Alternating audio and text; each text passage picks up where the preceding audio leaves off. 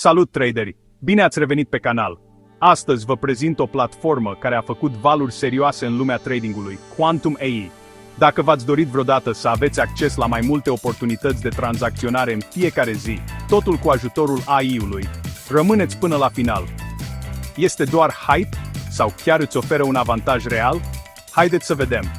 Deci, ce este exact Quantum AI? Este o platformă de tranzacționare bazată pe inteligență artificială, în care au încredere peste 75.000 de traderi din întreaga lume.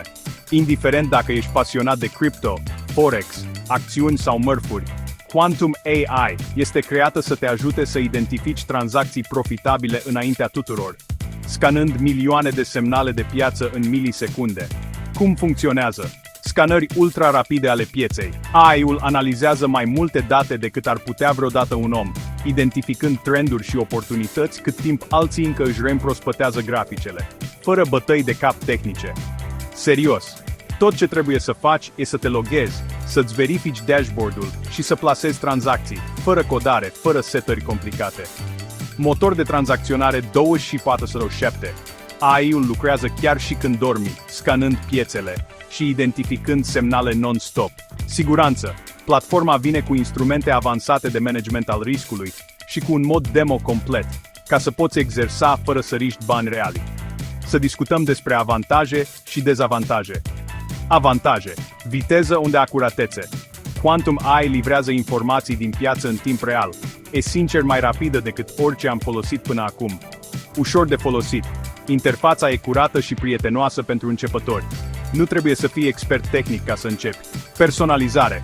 Poți rula strategii automate AI sau să le ajustezi după preferințele tale. Ai control cât vrei tu.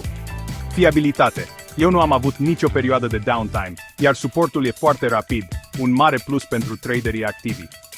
Dezavantaje. Curba de învățare. Dacă ești complet nou în trading, tot ai destul de multe de învățat. AI-ul ajută, dar ar fi bine să te familiarizezi cu elementele de bază.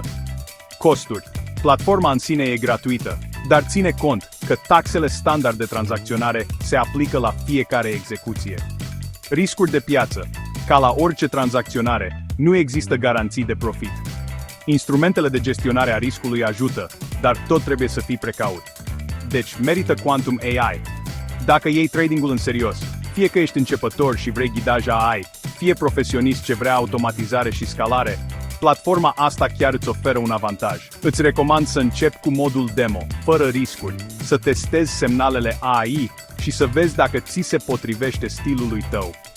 Dacă vrei să te miști mai rapid, să tranzacționezi mai inteligent și să ții pasul cu piața de azi, merită să încerci Quantum AI. Găsești linkul mai jos.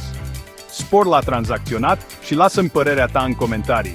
Dacă ți-a fost utilă recenzia, apasă like, abonează-te pentru mai multe sfaturi de trading și ne vedem în următorul video.